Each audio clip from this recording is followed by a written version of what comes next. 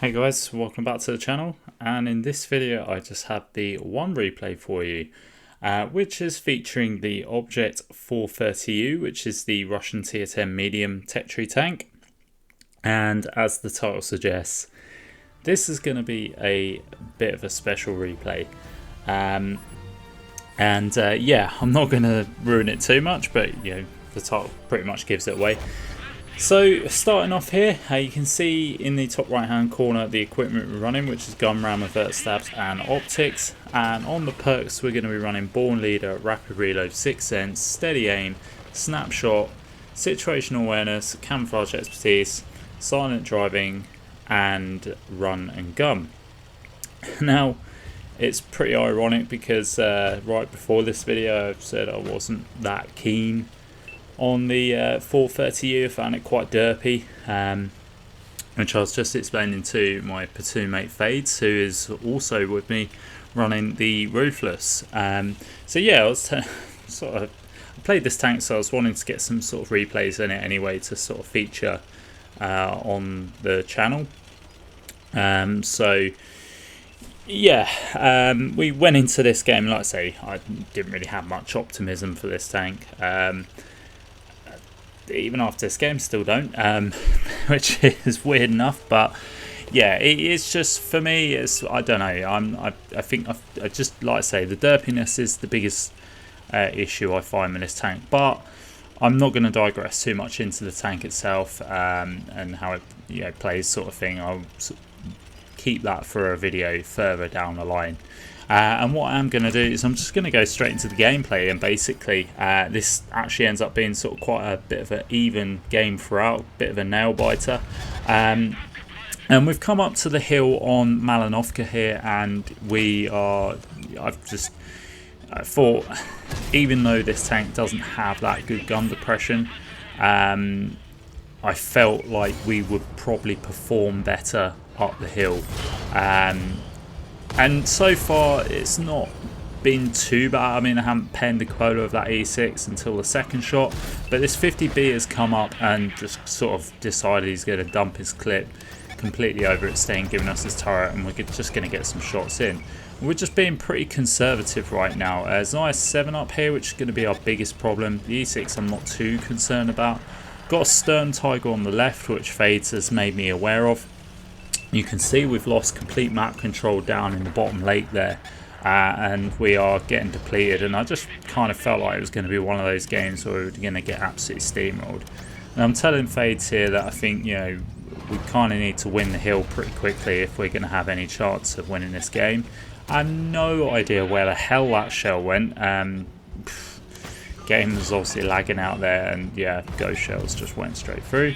We're going to aim the shot here, and we're going to pen that shot, and that's all I need to keep doing with the 430U, is just being patient and rocking backwards and forwards and trying to make it difficult for the IS-7 to get shots on me. You know, it doesn't seem like he's much of a competent player, if I'm honest. That's not me being disrespectful, it's just how I can sort of see he's not really sort of, yeah, playing his tank to his best of his abilities and aiming his shots in. We do get a shot on his side there, tracking him. Going to try and get a shot again for his lower plate, which we do. And again, I'm just backing up, just making it difficult for him to, you know, to hit us. The 430U's turret isn't too bad. It's, you know, it's usually can, because it's quite rounded, you can get some good ricochets off it.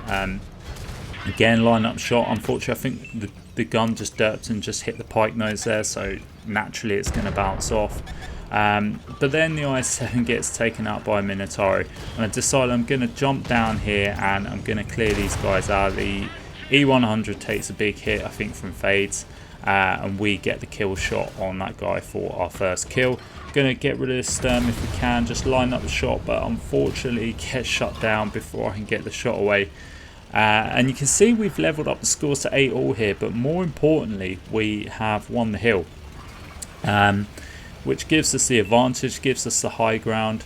And yeah, now we're just sort of gonna hold back here, and I've decided I'm gonna push up to this rock here just to try and extend the vision out. Obviously, being a Russian medium, you don't get as good view range as what you do with your American counterparts or anything else, so However, our two heavies, our Rogel Dawn, I think the new Polish heavy tank that was out in the season pass, have decided to push down the left hand side, and they've kindly lit up the Object 705s for me. So I'm just gonna sit back really, and I'm just gonna see if I can get shots in. I'm not going to push in with the heavy tanks. I just didn't really see the point. I don't want to put myself in a vulnerable position while I've got shots of these guys. So they're doing the spotting for me. That's fine. I'll sit back and I'll get some shots away. So and also as well, we can see this Type 5 that's here. I'm trying to see if I can get shots of now. I am starting to push up because again I want to kind of extend the view range. And see if I can sort of light up any more tanks and pick up any more shots. The 705s have now disappeared out of view range from the heavy tanks, so I don't know if they've sort of dipped down or what, but I want to try and see if I can extend that view range and just pick up some assist and try and get more information, because it's a very close even game. It's 7-all there. We are being targeted. I do get a shot onto that Type 5. Now unfortunately I'm still targeted, so that says to me there's tanks on our right hand side, and I'm trying to make it as difficult as possible for those tanks to get shots at us, but unfortunately they do manage to hit, and I think we got shot by 2 tanks there. So that says to me there's tanks up on that right hand side, and me and Fades are sort of communicating between each other, and he sort of said the same thing. So I've sort of decided, you know what, I'll get some shots at those 705s. I'm going to try and see if I could potentially get another shot in or take any of those tanks out. But I think I've said to Fate I'm going to come up and support him, and we can support that right hand side, because the last thing we want is tanks coming up behind us. And that's pretty much what Fades has said to me, and I was in agreement really. And he's right. We see the Centurion Avery, dangerous tank and a bit of a nightmare to deal with, but he kind of gets made mincemeat out of over peaks and gets completely shut down, and luckily we managed to shut him down for our 3rd kill, putting us up to 6k damage now. And again, we're 2 tanks ahead, but it's still too close to call. There's full health Type 5 there, and I want to try and see if I can get some shots into this guy. The bar has just taken out our Rogel Dawn. So yeah, again, it's just the game has just been even all throughout. Loaded the heat, so I know I'm going to go through this guy no problem. Obviously I need to be careful of the spaced armor, but hitting him in the turret shouldn't be too much of a problem. We did actually hit his ammo rack as well. Aim for the cupola, which we know the heat is going to pen no problem, and we'll get another shot of damage in there, trying to see if we potentially pick up some more damage. We do, putting him onto a 1 shot, and then the Polish, friendly Polish tank takes him out, getting rid of him, which is it's a big kill. Gets rid of a dangerous tank. If you get slapped by that, it's going to hurt. However, our Minotaur has been taken out, bringing us back to just 1 tank ahead now. So I said to Fades, just cover me. I'm going to go, and I've got the mobility. I've got got a bit of vision. I've got better vision than what he has, but more importantly, I've got the mobility. In fact, I've got the best mobility out of all of us. So I've gone down. I've caught out this Progetto, but unfortunately just managed to get into cover before anybody could get a shot off. But now he's running, and we kind of felt like he might be running into the lake. Now I'm not going to chase after him because there's still 2 tank destroyers in the game. And I don't know where they are. I know the bar is on the other side somewhere, along with the Object 705A, but there is another tank destroyer that we haven't compensated for, and that's the Jaeger. So I don't want to get caught out, because if I went YOLOing in, the Jaeger is sort of sitting at the back there, say sort of A3 or whatever, or C3, chances are I am going to get hit, and 1300 hit points, Jaeger is pretty much going to put me onto a 1 shot. Might even set me on fire getting the kill. So I didn't want to take that risk. I didn't want to take any unnecessary hits of damage.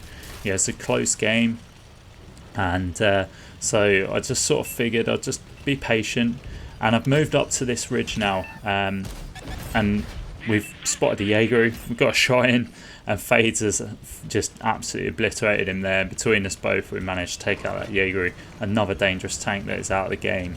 And yeah, again, puts us in a bit more of a strong position now. So I'm still being a bit wary because of obviously the Progetto. Progetto's got good mobility and will more likely outspot us, I believe. Don't actually know the comparisons of view range between the 430U and the Progetto, but I'm going to just assume that the Progetto will probably be better.